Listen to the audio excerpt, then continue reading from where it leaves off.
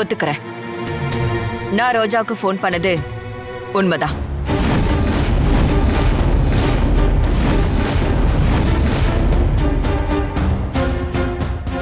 நான் தான் அவளுக்கு அடிக்கடி கால் பண்ணி பேசினேன். அவ நகையை திருடுறதுக்கு முன்னாடி கூட நான் அவளுக்கு கால் பண்ணி பேசினது உண்மைதான்.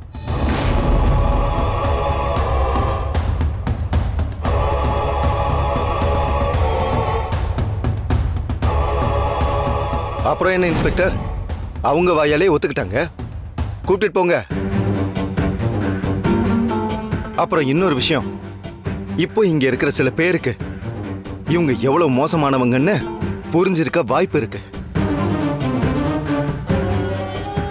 இரு வேணும், எதுக்கு இவ்வளவு அவசரப்படுற? நான் ரோஜா கிட்ட போன் பேசினதுனாலயே நான் தான் நகையை திருட சொன்னேன்னு நீ எப்படி முடிவுக்கு வர முடியும்?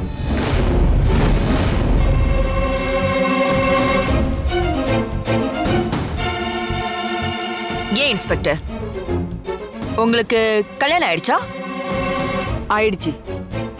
உங்க ஹஸ்பண்ட் இங்கதான் இருக்காரா? இப்ப அது எதுக்கு உங்களுக்கு? நீங்க என் ஃபேமிலி பத்தி கேட்டப்போ நான் எவ்வளவு பக்குவமா பதில் சொன்னேன். நீங்க மட்டும் ஏன் சொல்ல மாட்டேங்கிறீங்க? அவர் இங்க இல்ல, பெங்களூர்ல ஒர்க் பண்றாரு. இப்போ நீங்க உங்க ஹஸ்பண்ட் கிட்ட டெய்லி ஃபோன் பண்ணி பேசிட்டு இருப்பீங்க. நாளைக்கு அங்க அவர் ஒரு கிரைம் பண்ணிடுறாரு. அப்போ நீங்க தான் அந்த கிரைமை பண்ண சொல்லி அவரை தூண்டி விட்டீங்கன்னு சொல்ல முடியுமா? முடியாது.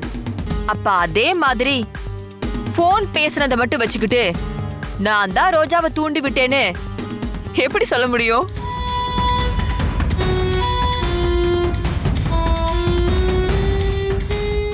பாயிண்ட் தான். ஆனா ஹஸ்பண்ட் கிட்ட பர்சனலா பேசுறதும் நீங்க ஒரு நர்ஸ் கிட்ட அன்டைம்ல பேசுனதும் எப்படி ஒன்னாகும்? இப்பதான் நீங்க கரெக்டா வரீங்க. நீங்க உங்க ஹஸ்பண்ட் கிட்ட பர்சனலா பேசும்போது நான் மட்டும் ஏன் அந்த நர்ஸ் கிட்ட பர்சனலா பேசிருக்க கூடாது? என்ன இன்ஸ்பெக்டர், இவ்வளவு நேரம் கேள்வி எல்லாம் டான் டான்னு வந்துச்சு, திடீர்னு சைலண்ட் ஆயிட்டீங்க. ஓகே, நீங்க கேட்காமலேயே நான் சொல்றேன். நான் ரோஜா கிட்ட இத்தனை தடவை கால் பண்ணி பேசினதுக்கான ரீசன் நகை எடுத்ததுக்காக இல்ல, அவளுக்கு பணம் கொடுத்து ஹெல்ப் பண்றதுக்காக தான்.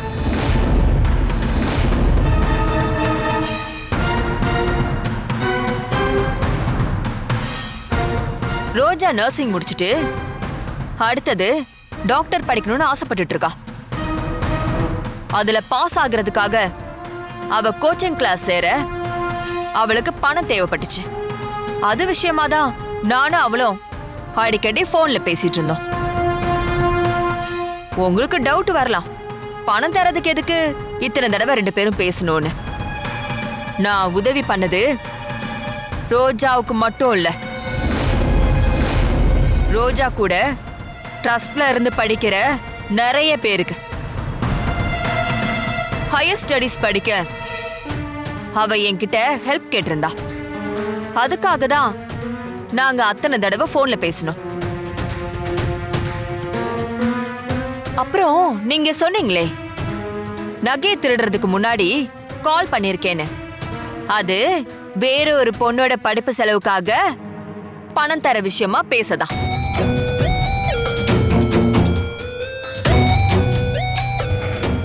பாட்டி, நீங்க பாட்டுக்கு என்ன வேணாலும் சொல்லுவீங்க, ஆனா அதெல்லாம் நாங்க எப்படி நம்புறது? வெரி குட் பவி, சின்ன பொண்ணா இருந்தாலும் கரெக்டா கேக்குற. நான் சொன்னதையெல்லாம் ஆதாரம் இருந்தா தானே நீங்க நம்புவீங்க. வெயிட்,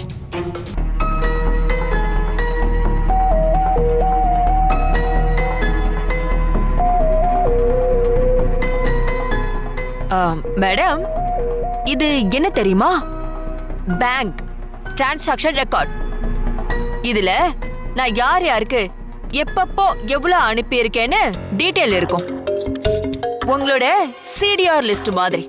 இத பார்த்தா உங்களுக்கே தெரியும் நான் சொல்றது எவ்வளவு உண்மைன்னு. படிங்க படிங்க.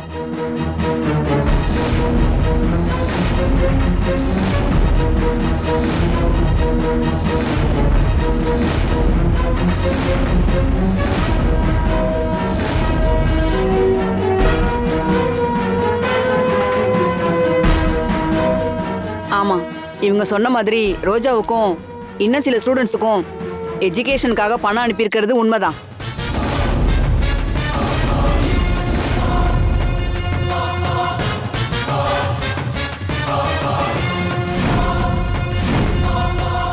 மேடம், இவங்க இதுல இருந்து தப்பிக்கிறதுக்காக ரொம்ப புத்திசாலித்தனமா ஒரு பேங்க் டிரான்சாக்ஷன் லிஸ்ட்டை ரெடி பண்ணி ஏமாத்துறாங்க. அது எப்படி வேணும் பண்ண முடியும்? முடியுமே. உங்களுக்கு இருக்கிற செல்வாக்கை வச்சு போலியான ஒரு டிரான்சாக்ஷனை ஈஸியா உருவாக்க முடியும். இந்த மாதிரி எக்கனாமிக் கிரைம்ஸ் எல்லாம் நம்ம நாட்டில் சாதாரணம். ரோஜாக்கா டாக்டருக்கு படிக்கணும்னு ஆசைப்பட்டது உண்மைதான். அப்படி அவங்களுக்கு பணம் தேவைன்னா அதை இவங்க கிட்ட கேட்டிருக்க மாட்டாங்க. ஐயோ பவி, ரமா அக்கா நல்லா இருந்திருந்தா ரோஜா என்கிட்ட வந்திருக்கவே மாட்டா. அக்கா கிட்டே சொல்லி உதவி கேட்டிருப்பா. அவங்களோட பேட் டைம். அக்கா கோமால இருந்துட்டாங்க. அதனால வேற வழி இல்லாம என்கிட்ட ஹெல்ப் கேட்டா. டாக்டருக்கு படிக்க பணம் தேவைன்றப்போ அதை என்கிட்ட கேட்காம 5ஆம் கிளாஸ் படிக்கிற உன்கிட்டயா கேட்க முடியும்? லாஜிக்கே இல்லையே பவி. என்ன மேடம், இப்பவாவது நான் சொன்னதை நம்புறீங்களா? இல்ல இந்த சின்ன பொண்ணு சொல்றதெல்லாம் நம்பி என்ன அரெஸ்ட் பண்ண போறீங்களா? சேச்சே, ஒரு சின்ன பொண்ணு சொல்றத நம்பி உங்களை எப்படி அரெஸ்ட் பண்ண முடியும்? அதுக்கு பதிலா நீங்க உதவி பண்ணேன்னு சொல்றீங்களே, அந்த ரோஜாவே சொல்லட்டும் இதெல்லாம் உண்மையா இல்லையான்னு.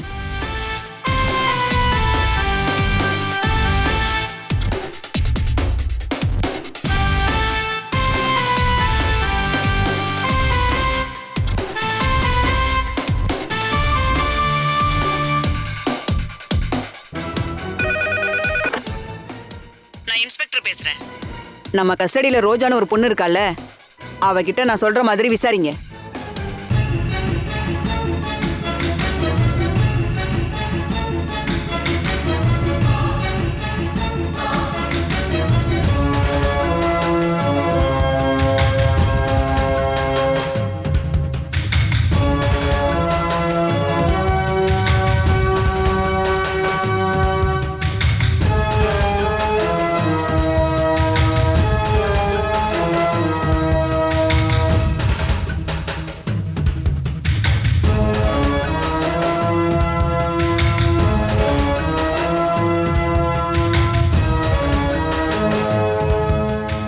மேடம், எப்படியும் ரோஜா கிட்ட இருந்து இல்லைன்ற பதில் தான் வரப்போகுது. எதுக்கு டைம் வேஸ்ட் பண்ணிட்டு இருக்கீங்க? அரெஸ்ட் பண்ணி கூட்டிட்டு போங்க மேடம். பாட்டி, இப்பயும் நீங்க தப்பு பண்ணலன்னு ப்ரூஃப் பண்ண ட்ரை பண்ணாதீங்க. பேசாம நடந்ததை ஒத்துக்கிறேன், வழிய பாருங்க. இல்லனா உங்களுக்கு தான் இன்னும் அசிங்கம்.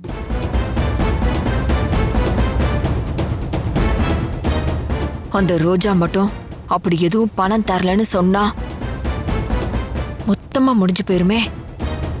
என்ன சொல்லி வச்சிருக்காலும் தெரியலையே.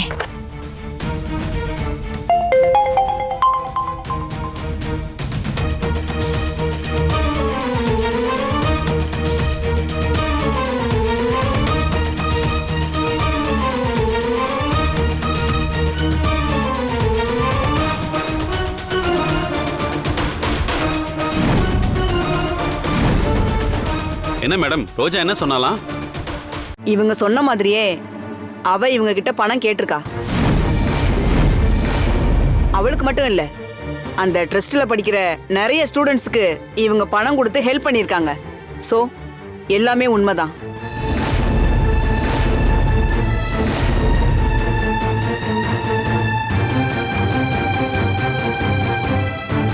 சாரி மிஸ்ஸஸ் காயத்ரி, நாங்க தான் கால் லிஸ்ட்டை வச்சு உங்களை தப்பா புரிஞ்சுக்கிட்டோம். சாரி. இட்ஸ் ஓகே இன்ஸ்பெக்டர், நீங்க உங்க டியூட்டியை தானே செஞ்சீங்க, பரவாயில்ல. மேடம், அப்ப நாங்க ரோஜாவை கோர்ட்ல ப்ரொடியூஸ் பண்றதுக்காக ஏற்பாடு பண்றோம். சாட்சிக்கு நீங்க வர மாதிரி இருக்கும். சரிங்க இன்ஸ்பெக்டர்.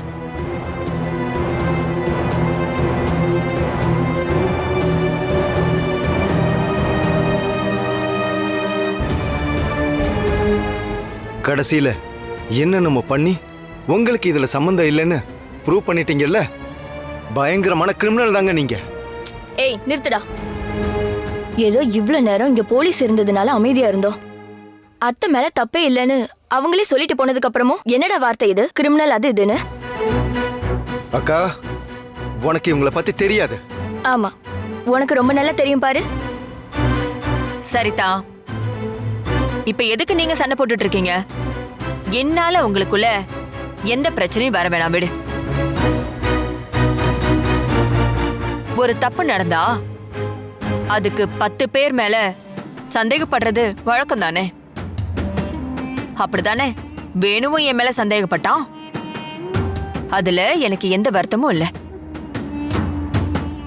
ஆனா எனக்கு இருக்கிற ஒரே வருத்தம் அக்காவும் என் மேல சந்தேகப்பட்டதுதான். அக்கா, என் மேல உங்களுக்கு ஒரு சந்தேகம்னா அத நீங்க நேரடியாவே என்கிட்ட கேட்டிருக்கலாம்.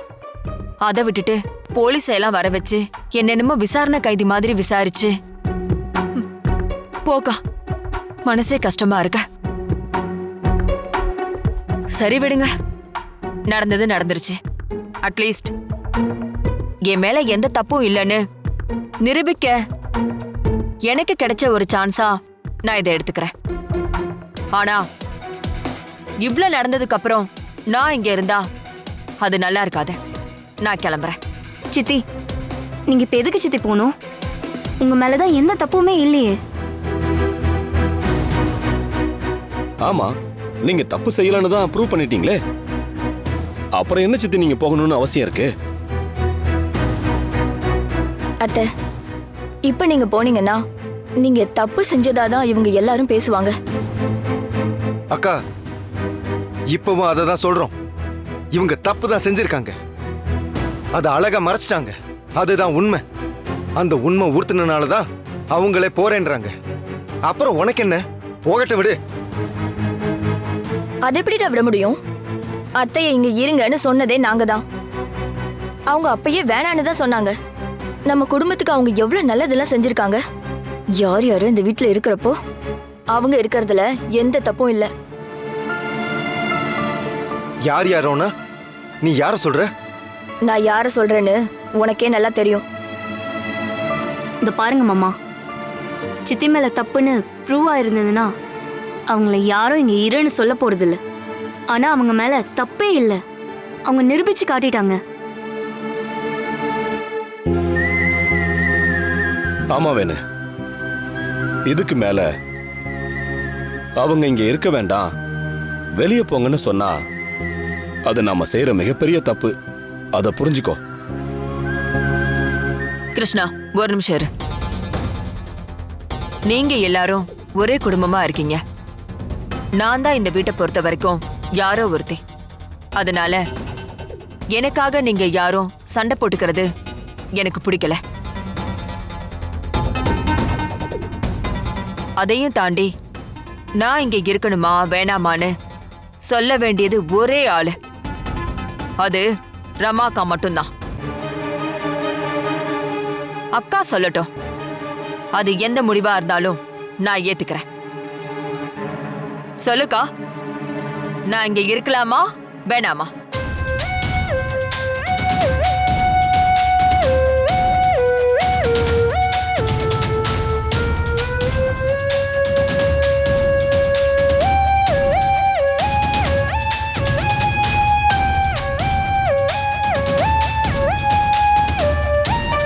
இப்போதைக்கு காயத்ரி மேல எந்த தப்பும் இல்லதான்.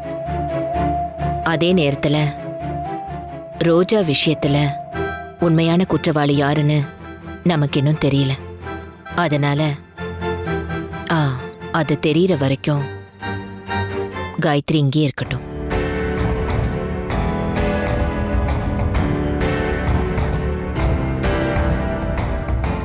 ரொம்ப தேங்க்ஸ்க்கா, நீ என்ன புரிஞ்சுக்கிட்டதுக்கு.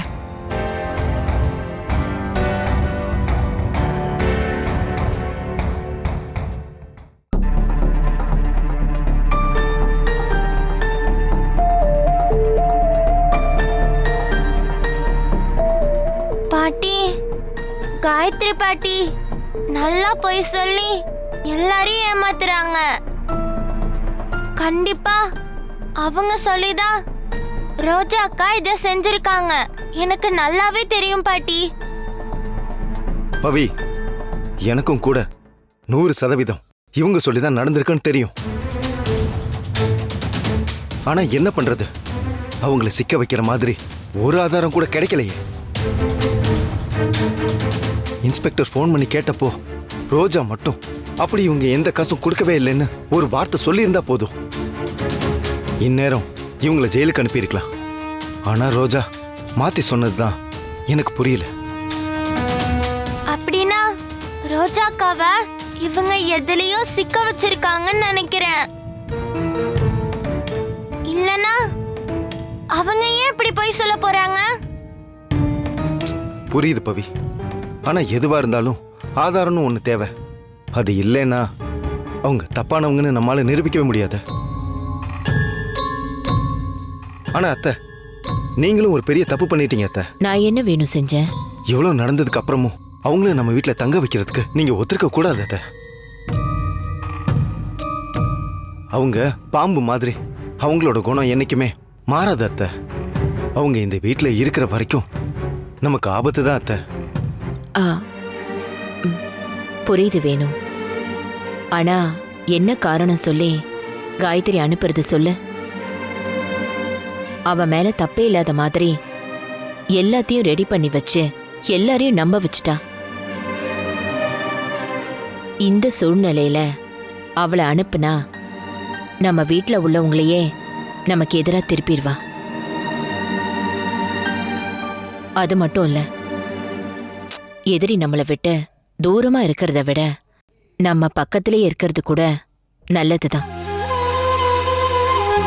அப்பதான் அவ செய்யற தப்ப நம்ம ஆதாரத்தோட நிரூபிச்சு அவளை கண்டிப்பா தண்டிக்க முடியும்.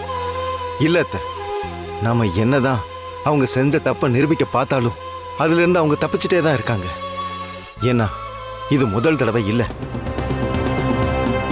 இதுக்கு முன்னாடியே அவங்க இப்படி தப்பிச்சிருக்காங்க. நீங்க கோமால இருந்தப்போ அவங்க என்னென்ன செஞ்சாங்கன்னு தெரியுமா அத்தை? அம்மா, நீங்க சரியாகி வர வரைக்கும் நம்ம கம்பெனி பொறுப்பெல்லாம் காயத்ரி சித்திக்கு மாத்தி கொடுக்கறதா இருக்கும்.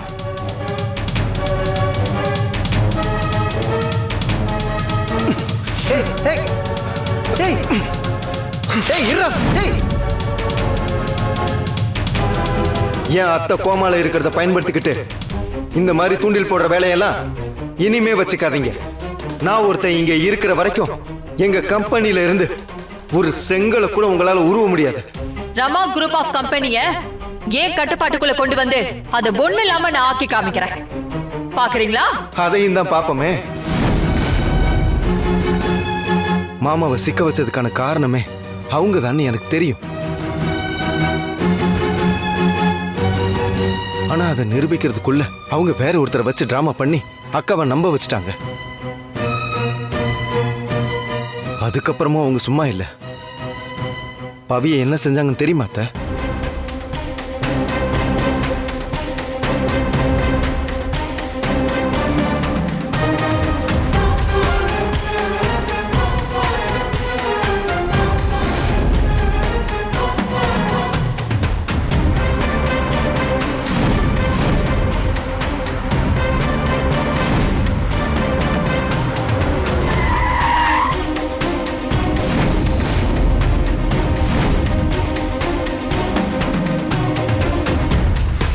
பவியை கடத்த பார்த்தது அவங்க தான் நாங்க ஆதாரத்தோட நிரூபிச்சோம். ஆனா இவங்க தான் சார் இதுக்கெல்லாம் காரணம். இப்பவே இவங்களை அரெஸ்ட் பண்ணுங்க சார். ஹலோ டாக்டர், உங்க சிஸ்டர் யாரோ கோமால இருக்காங்க, அவங்கள கியூர் பண்ணணும்னு மெசேஜ் அனுப்பி இருந்தீங்க. அவங்க கோமா ஸ்டேஜ் 1 தானே? ஆமா டாக்டர்.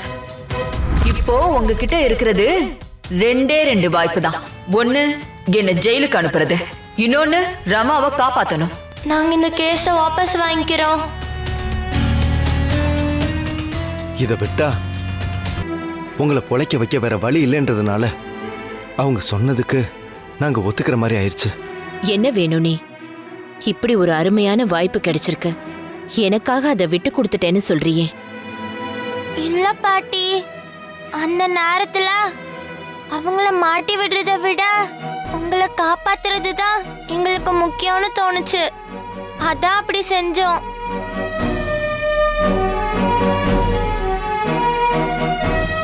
காயத்ரி கெட்டவன்னு எனக்கு தெரியும். ஆனா இந்த அளவுக்கு கீழ்த்தரமா இறங்கி போவான்னு நான் எதிர்பார்க்கவே இல்லை. அதனாலதான் அத்தை சொல்றோம், அவங்க இந்த வீட்டுக்குள்ள இருக்கிறது நமக்கு நல்லதில்ல. எப்ப வேணா என்ன வேணும்னாலும் செய்வாங்க. பார்க்கலாம் வேணும், என்ன மீறி அவ என்னதான் செய்யறான்னு. என்னைக்கு என் பேத்தி ஆள் வச்சு கடத்துற அளவுக்கு அவ வந்துட்டான்னு தெரிஞ்சதோ, இதுக்கு மேல நான் சும்மா இருக்க மாட்டேன். இது வரைக்கும் அவ செஞ்ச தப்புக்கெல்லாம் சேர்த்து தண்டனை அனுபவிப்பா. அது மட்டும் உறுதி. இனிமேதான் அவளுக்கு இந்த ரமாதேவி யாருங்கிறது தெரிய போகுது.